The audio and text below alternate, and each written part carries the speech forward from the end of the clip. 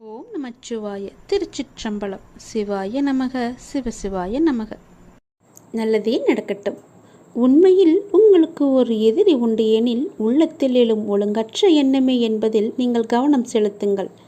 நானும் என்னை சார்ந்தவர்களும் ஆரோக்கியத்துடனும் மகிழ்ச்சியாகவும் மன நிறைவாகவும் வாழ்ந்து கொண்டிருக்கின்றோம் என்ற எண்ணத்தை மனதில் ஆழமாக விதித்து கொள்ளுங்கள். அந்த எண்ணமே அதற்கான சூழ்நிலையையும் செயலையும் தானாகவே உருவாக்கிவிடும். எந்த மனது நல்லது நினைக்கிறதோ அந்த மனதிற்கு நல்லதே நடக்கும். யார் ஒருவர் மற்றவர்களும் நன்றாக இருக்க வேண்டும் என்று நினைக்கின்றாரோ அவர் நன்றாகவே இருப்பார். இதை பின்பற்றினால் உங்களுடைய வாழ்க்கை சிறப்பாக மலரும். உங்கள் திறமையை கொல்லும் முதல் எதிரி உங்களின் தயக்கம்தான். தயக்கத்தை நீங்கள் விட்டொழியுங்கள். எந்த ஒரு மோசமான சூழ்நிலையும் உங்களை பலவீனப்படுத்தாமல் பார்த்து கொள்ளுங்கள். மாறாக நீங்கள் எப்போதும் ஆக்கப்பூர்வமான மனநிலையோடு தன்னை உறுதியாக வைத்துக் கொள்ளுங்கள். பிடிக்காத விஷயத்தை கண்டு கொள்ளாமலும் வேண்டாத விஷயங்களில் உங்களை கவனம் செலுத்தாமலும் தேவையற்ற கேள்விகளுக்கு பதில் சொல்லாமலும் நீங்கள் இருந்து பாருங்கள். உங்கள் உடலும் மனமும் ஆரோக்கியமாகவே இருக்கும். எந்த ஒரு பிரச்சனையும் உங்களை வந்து நேராது. உங்களுடைய நிம்மதியும் தொலையாது.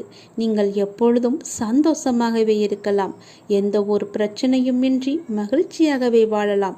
தேவையற்ற பேச்சுக்களை நீங்கள் குறைத்து கொண்டால், வீண் வாக்குவாதங்களை நீ தவிர்த்து கொண்டால், தேவையற்ற எண்ணங்களை நீங்கள் விலக்கி கொண்டால் எல்லாமே உங்களுக்கு நல்லதாகவே அமையும். உங்களுடைய எதிரியை உங்களுக்கு அருகிலேயே வைத்துக்கொண்டு சுற்றுமுற்றும் பார்ப்பது எதற்காக? நான் சொல்வது புரிகிறதா? அக்கம் பக்கத்தினர் எல்லாம் உன்னை பற்றி தவறாக பேசுகிறார்கள். அவர்கள்தான் என்னுடைய எதிரி என்றும் நினைக்கிறாய். உன்னை சுற்றியுள்ள உறவினர்கள் உன்னை அப்படி பார்க்கிறார்கள். அவர்கள்தான் என் எதிரி என்று பார்க்கிறாய். எல்லாமே தவறு. உன்னுடைய எதிரி வேறு எங்குமே இல்லை. அவர்கள் பேசுவது இயல்புதான். அவர்கள் பேசிவிட்டு போகட்டும். அவர்களையெல்லாம் நீ பெரிதாக எடுத்து கொள்ளாதே. உன்னுடைய எதிரி உனக்குள்ளேயே இருக்கிறது. நீ அவர்களையெல்லாம் செவிமடுத்து பார்க்காதே. நீ செவி கொடுத்து பார்க்கும்போதுதான் அவர்கள் உனக்கு தெரிகிறார்கள். செவி கொடுக்காமல் பார், அவர் உன் கண்ணுக்கு தெரிய மாட்டார்கள். அவர்கள் பேசுவது உன் காதுக்கு கேட்காது. நீ உன்னுடைய மனதை மட்டும் எப்பொழுதும் அலைப்பாய விடாமல் தைரியமாக ஒரு நிலையில் வைத்துக்கொள். உன்னுடைய எதிரி மனம் அலைந்து கொண்டிருக்கிறது. அந்த மனதை பிடித்து ஒரு நிலைப்படுத்து. என்னிடம் கொண்டு வா. அதாவது என்னுடைய நாமத்தை நீ ஜபித்து கொண்டே இரு. எவ்வளவு பெரிய துயரமானாலும் துன்பமானாலும் கண்ணிமையில் நொடிப்பது போல ஒரு நொடியில் அந்த துன்பம் எல்லாம் காணாமல் போய்விடும். இது என்னுடைய வாக்கு. நான் சொல்வது நிச்சயமாகவே பலிக்கும். உன் எதிரியை முதலில் நீ அழித்துவிடு. தன்னை உணர்தல். நானே பிரம்மம், நானே ஈஸ்வரன் என்ற நிலையை எய்தி கடமைகளை ஒழுங்காக செய்வதன் மூலம் நம்மளுடைய ஆத்மா பலம் பெறுகிறது. இதற்கும் ஒரு கதை உண்டு. ஒரு நதியில் வெள்ளம் வந்து பாலத்தின் 2 பக்கங்களையும் அடித்து கொண்டு போய்விட்டது. பாலத்தின் நடுவே ஒரு குடும்பம் நின்று தத்தளித்து கொண்டிருந்தது. அதை பார்த்து பரிதாபப்பட்ட ஒரு பணக்காரர் ஒரு ஓடக்காரனை கூப்பிட்டு அவர்களை காப்பாற்றும்படியும் 100 ரூபாய் தருவதாகவும் சொன்னார். ஓடக்காரன் அவர்களை காப்பாற்றினான். 100 ரூபாய் எடுத்து அவர் கொடுத்தார். அவன் இது என் கடமை என்று கூறி பணத்தை வாங்காமல் மறுத்துவிட்டார். இந்த பலன் கருதாத கர்மமே கடமை என்பது நமக்கு. இதை கர்மம் என்பதை விட தர்மம் என்பதும் பொருந்தும். இத்தகைய தர்மம் தலைமாட்டில் நின்று நம்மை காப்பாற்றும். நாம் இன்று செய்யும் தானம் தர்மமே நம்முடைய 7-8 தலைமுறைக்கும் நிச்சயம் நம்மை தலைமாட்டில் இருந்து நிச்சயம் நமக்கு கை கொடுத்து காப்பாற்றும். நான் லண்டனுக்கு போனேன், நான் பாரிஸுக்கு போனேன், அனுபவித்தேன், இதை வாங்கினேன் என்று அகங்காரம் கடைசி காலத்தில் எந்த உதவியையும் செய்யாது. முதலில் இந்த நான் என்ற தன்மையை வென்றவர்கள்தான் பெரிய யோகிகளாக மாறுகிறார்கள். தான் என்ற அகங்காரம் இன்றி வருபவர்கள்தான் பெரிய யோகிகளாக மாறுகிறார்கள். அந்த யோகிகளிடம் இறைவனே வந்து தானாகவே அமர்ந்து விடுவார். தான் என்ற அகம்பாவம் இன்றி வரும் யோகிகளிடம் அந்த இறைவன் வந்து உனக்கு என்ன வேண்டும் என்று கேட்டால் பொன்னை கொடு, பொருளை கொடு என்று கேட்க மாட்டார்கள். என்னையே எனக்கு கொடு என்றுதான் கேட்பார்கள். இப்படி தன்னை உணர்ந்து கொண்டு விட்ட மாமனிதன் மரணத்திலிருந்து விடுதலை பெற்று விடுகிறான். அவன் இறந்து விட்டான் என்று சொன்னால் அவன் உடம்புதான் இறந்து விட்டது, அவனுடைய ஆத்மா சாகவே இல்லை என்பதுதான் பொருள். என்னையே எனக்கு கொடு என்னும் தத்துவத்தில் ஆன்மாவே உணரப்படுகிறது. அதற்குள் இருக்கும் ஈஸ்வரன் அறியப்படுகிறான். துயரங்கள் தோன்றாமல் சிரித்து கொண்டே அவன் மரணமடைந்து விடுகிறான்.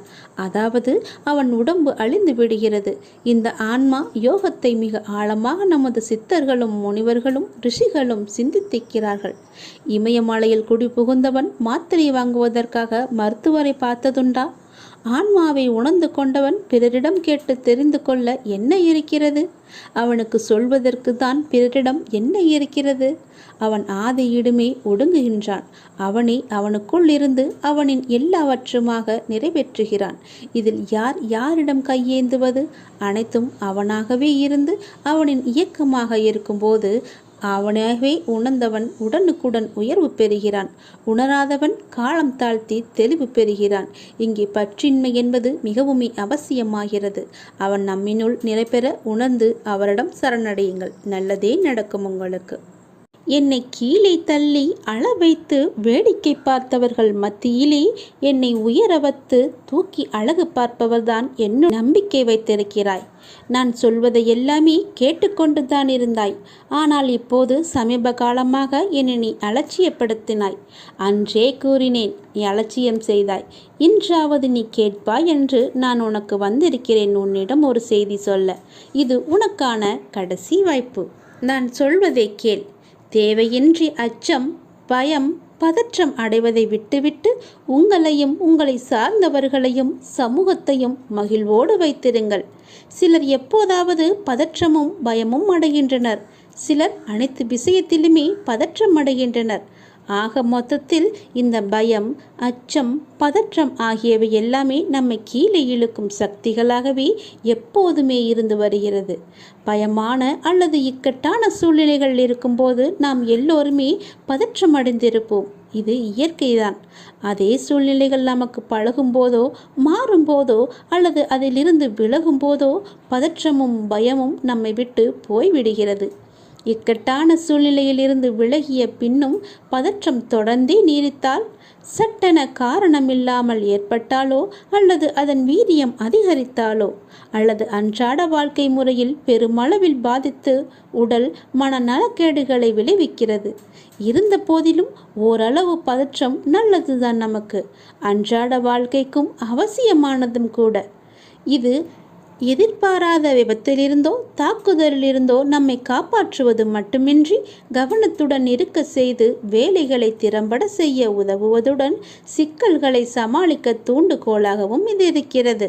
ஆனால் எல்லா நேரமும் பதற்றமாக இருக்கும்போது உடல் மன அளவில் பல உபாதைகளை ஏற்படுத்தும் வாய்ப்பும் அதிகமாகவே இருக்கும். எப்பொழுதும் கவலையுடன் இருந்தால் கவனம் செலுத்துவதில் சிரமம் ஏற்படும். எளிதில் எரிச்சல் அடைவது, மன சோர்வு போன்ற மன சிக்கல்களும் ஏற்படும். பதற்றம் காரணமாக வரும் உடல் மன உபாதைகள் எல்லாம் வேறு சில நோய்களுக்கும் பொதுவானவையாகவே மாறிவிடும். எனவே பதற்றம் காரணமாக இந்த உடல் சிக்கல்கள் வரும்போது வேறு ஏதோ நோய் வந்துவிட்டதாக தவறாக கணிக்கக்கூடாது. பதட்டம் என்பது ஒரு மனநோய் என்று.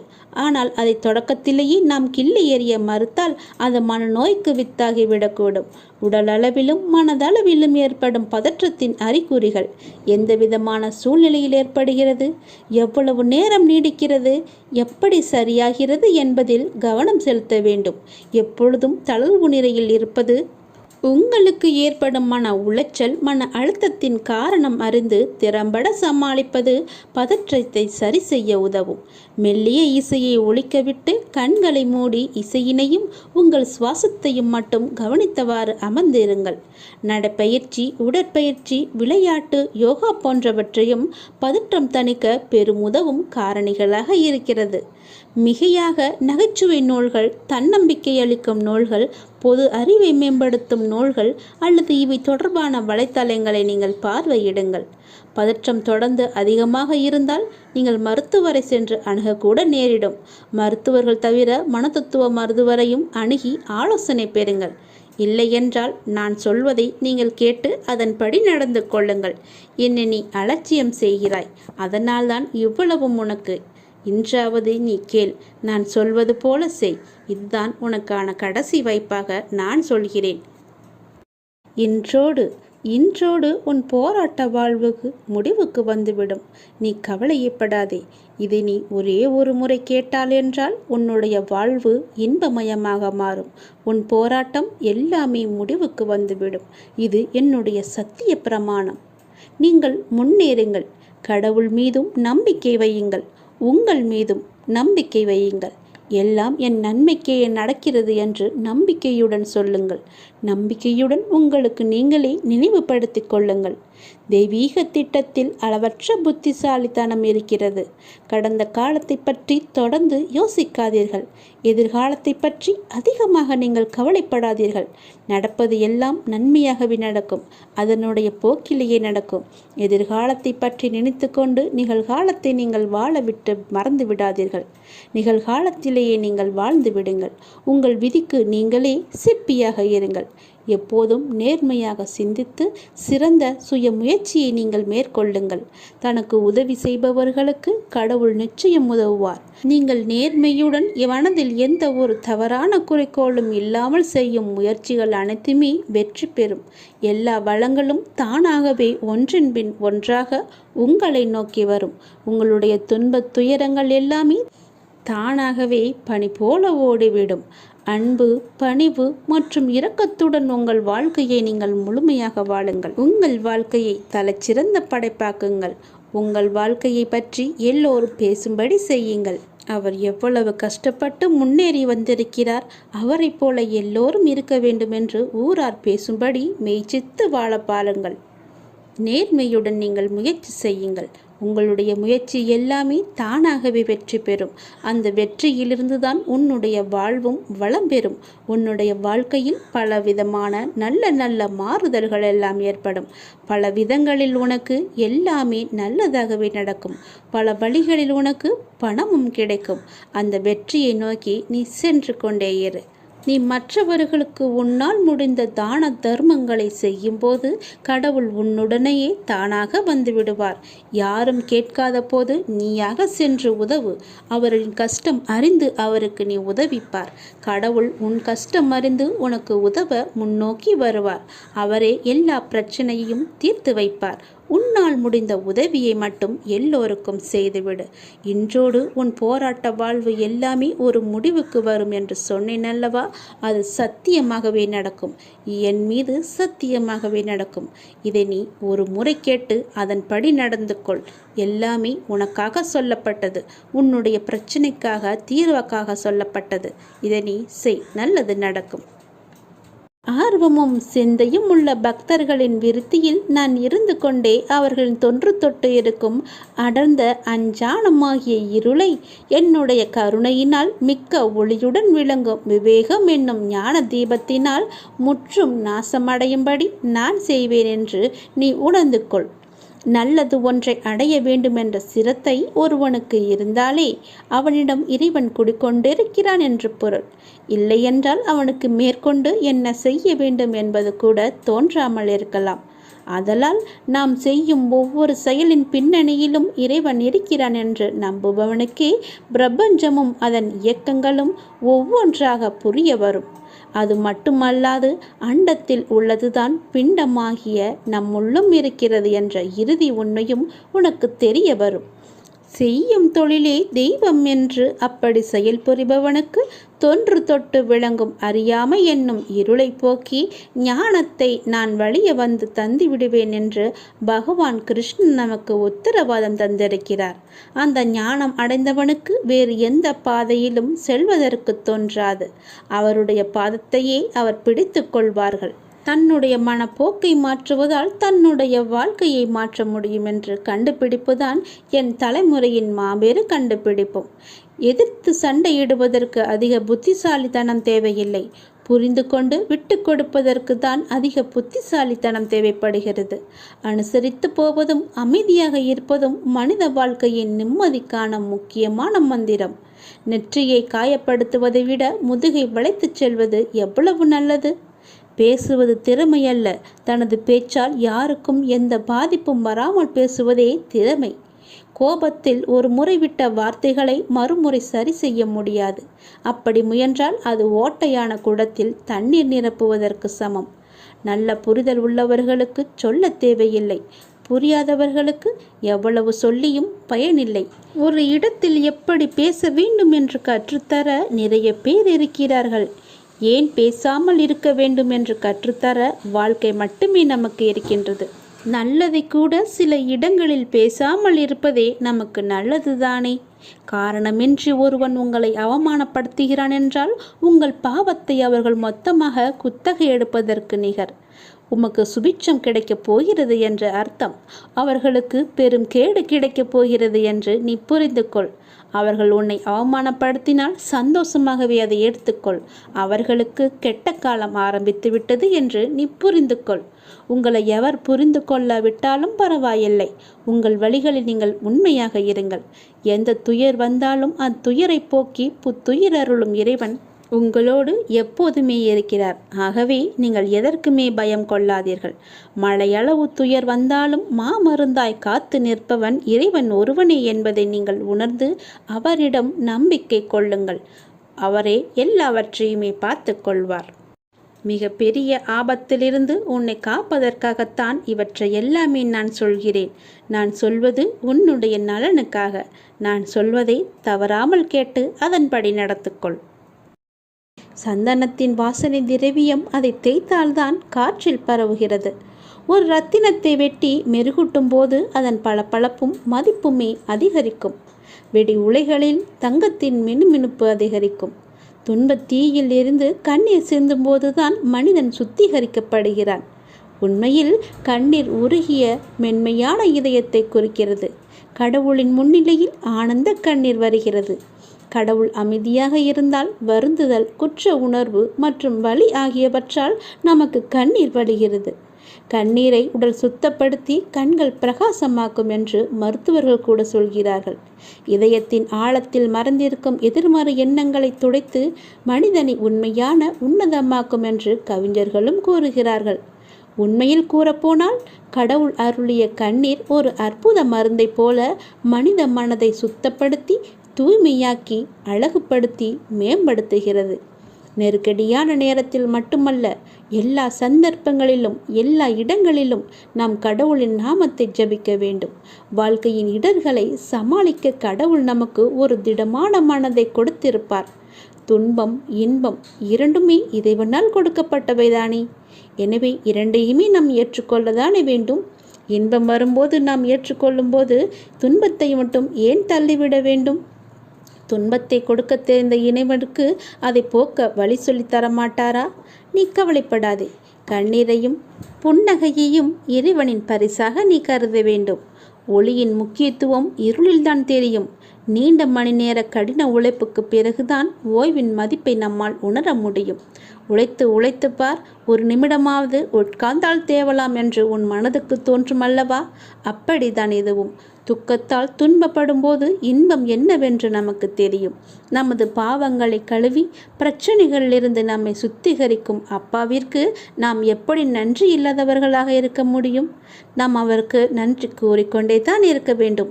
ஏதாவது ஒரு ரூபத்தில் எப்படியாவது நம்முடைய கஷ்டத்திற்கு நிவாரணத்தை அவர் தந்து கொண்டு தான் இருக்கிறார். ஆனால் எந்த ரூபத்தில் வருவார் என்று நமக்கு தெரியாது. அது அவருக்கு மட்டும்தான் தெரியும். ஆகவே குரு மற்றும் ஆதி இறைக்கு நன்றி உடையவர்களாக நாம் இருப்போம். நாம் இன்று செய்யும் செயலுக்கு நாம் இறைவனுக்கு நன்றி சொல்வோம். இவற்றையெல்லாம் சொன்னது உனக்கு புரியாமல் தான் இருக்கலாம். இது நான் நேரடியாக சொல்லாமல் சில சூட்சுமமாகத்தான் சொல்லியிருக்கிறேன். அதை நீ புரிந்து தெளிந்து கொள். அப்போதுதான் உன் வாழ்வு எந்த பிரச்சனையும் இல்லாமல் இருக்கும். இதை நீ உதாசீனப்படுத்தாது. நம் மனிதராக பிறந்த அனைவருக்குமே சுதந்திரம் இருக்கிறது. சுதந்திரம் என்றால் என்ன? ஒரு மனிதர் தன் இஷ்டப்படி இருப்பதும், எவருடைய கேள்விக்கும் விளக்கம் அளிக்கக்கூடாது என்பதும், தன் இஷ்டப்படி பேசுவதும், மற்றவர்களின் உணர்வுகளை கேலியாக நகைப்பதும், இதை சில மனிதர்கள் சுதந்திரம் என்று நினைக்கிறார்கள். உண்மையான சுதந்திரம் என்றால் ஒரு ஆன்மா இந்த உலகில் உயிர் வாழ நிறைய விஷயங்கள் தேவையாக இருக்கிறது. அதில் வாழும் முறை என்பது மிக முக்கியமான விஷயம். ஆன்மாவுக்கு எல்லா பக்குவங்களும் இருக்கும். ஆனால் மனித உடலில் இருக்கும் ஆன்மா வெளியில் தன்னை உணர்ந்து காட்ட மிக அதிகமான பக்குவம் தேவை. அதற்கு சுதந்திரமான முறை மட்டுமே பக்குவத்தை போதைக்கும். ஒவ்வொருவருக்கும் ஒவ்வொரு கனவுகள் இருக்கும். அதை நிறைவேற்ற தனியாக பயணிக்க நேரம், தருணம், சுதந்திரம் என்ற சிறகுகள் இருந்தால் மட்டுமே நம்மால் பயணிக்க முடியும்.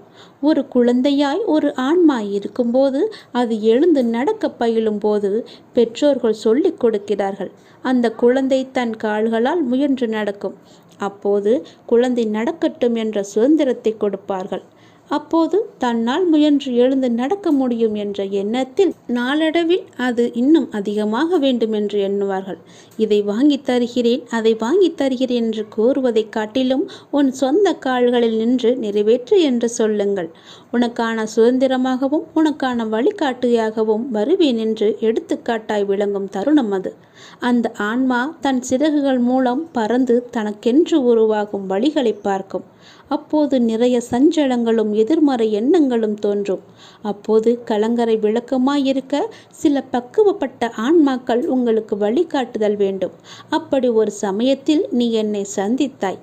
ஆனால் நான் உன்னை சந்தித்து பல ஜென்மங்களாக உனக்கான தருணம் வரும் வரை உன்னிடத்தில் நான் அமைதியாக இருந்தேன். உனக்கே தெரியாமல் உனக்கென்ற ஒரு நேரமும் வந்தது. என் உயிர் குழந்தையாய் என்றுமே நீ இருந்து கொண்டு இருக்கிறாய்.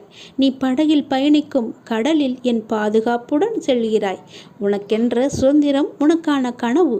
அதில் உன்னை நேர்மறை சாயலில் பிரதிபலிக்கச் செய்வேன். வெற்றி என்ற ராஜ சிம்மாசனத்தில் உன் சிறகுகளை உடைத்தவர்கள் முன்னிலையில் உயர்ந்து நீ நிற்பாய். இது என்னுடைய சத்திய வாக்கு. நான் உன்னை சோதித்து பார்த்தேன். உன்னுடைய அன்பை சோதித்து பார்த்தேன். உன் பக்தியை சோதித்து பார்த்தேன். உன்னுடைய நம்பிக்கையை சோதித்து பார்த்தேன். உன்னுடைய பலம் எது, பலவீனம் எது என்ற விசுவாசத்தையும் நான் சோதித்து பார்த்தேன். உன் அன்பின் ஆழத்தை நான் புரிந்து கொண்டேன். உன் பக்தியின் தூய்மையை நான் புரிந்து கொண்டேன். உன்னுடைய பலம் மற்றும் விசுவாசத்தையும் எவ்வளவு உன்னதமானது என்பதையும் நான் அறிந்து கொண்டேன். எதற்குமே அஞ்சாதே, உன்னோடு நான் இருக்கிறேன். எல்லாமே நலம் பெறும். நாம் கடவுளிடம் எது வேண்டுமானாலும் அவர் அமைதியாக இருப்பதற்கு காரணம் இருக்கும். நீங்கள் கடவுளிடம் பேசுவதை மட்டும் நிறுத்திவிடாதீர்கள். இறைவனிடம் நீங்கள் பேசுங்கள். இறைவனிடம் பேசும் வார்த்தைகள் மிகவுமே வலிமையானவை. இறைவனிடம் திரும்ப திரும்ப ஒரு விஷயத்தையே சொல்லும்போது அது கண்டிப்பாக நிறைவேறியே தீரும். இறைவனிடம் நீங்கள் கேட்கும் ஒவ்வொன்றையும் அவர்கள் கவனித்து கொண்டு தான் இருக்கிறார். உங்கள் பிரார்த்தனைகள் கண்டிப்பாக ஒரு நாள் நிறைவேற்றப்படும். அவருடன் பேசுவதை மட்டும் நிறுத்திவிடாதீர்கள். ஒரு விஷயம் நமக்கு நடக்க வேண்டும் என்றால் இறைவனிடம் முறையிட்டு கொண்டே இருங்கள். இது நடந்தே ஆக வேண்டும், இதை சரி செய்யுங்கள் அப்பா என்று சொல்லிக் கொண்டே இருங்கள்.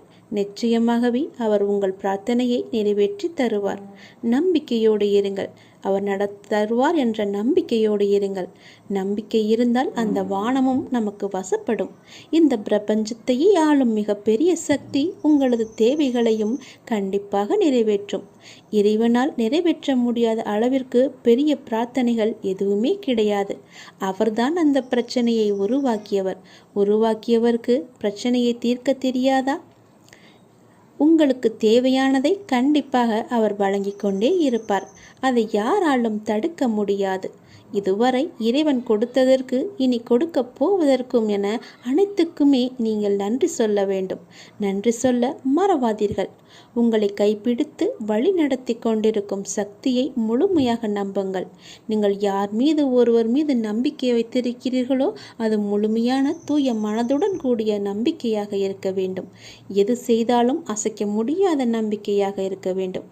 அப்போதுதான் அவருடைய முழுமையான லீலைகள் நமக்கு தெரிய வரும். என்றுமே அது உங்களை கைவிடாது. உங்களுக்கு வேண்டியது அனைத்தும் வாரி வழங்கும். உங்களுக்கு வேண்டிய அனைத்தையும் பெற்று நீங்களும் உங்களை சார்ந்த அனைவரும் மகிழ்ச்சியோடு வாழ்வீர்கள். அதற்கு அவரே துணையாகவும் இருப்பார். நீங்கள் செய்ய வேண்டியது எல்லாம் அவரிடம் நீங்கள் தினமும் பேசிக்கொண்டே இருப்பது மட்டும்தான். என்ன அப்பா, எப்படி இருக்கிறீர்கள் என்று ஆரம்பித்து எல்லாவற்றையுமே பேசுங்கள். எல்லாவற்றிற்கும் அவர் நிச்சயம் பதில் தருவார். ஆனால் அந்த பதிலுக்கு நீங்கள் நீங்கள் கொஞ்சம் காலம் காத்திருக்க வேண்டும். உடனடியாக நடக்க வேண்டுமென்றால் அது நடக்காது. சிறிது காலம் பொறுமையாகத்தான் இருக்க வேண்டும். இப்போது நீங்கள் செய்ய வேண்டிய மிக முக்கியமான காரியம் என்னவென்றால், உங்களுக்கான காரியங்கள் நிறைவேறப் போகும் இந்த நாட்களில் மிக பொறுமையாக இருப்பதுதான். நீங்கள் பொறுமையுடனும் நம்பிக்கையுடன் இருப்பதுதான் அவருக்கு நீங்கள் செய்யும் வழிபாடு, தொண்டு என்று கூட வைத்துக் கொள்ளலாம். அவர் உங்களிடம் வேறு எதுவுமே கேட்கவில்லை. நான் உங்களுக்கு செய்து தருகிறேன், அதற்கு பதிலாக நீங்கள் என் மீது நம்பிக்கையும் பொறுமையாக இருங்கள் என்று சொல்கிறார்.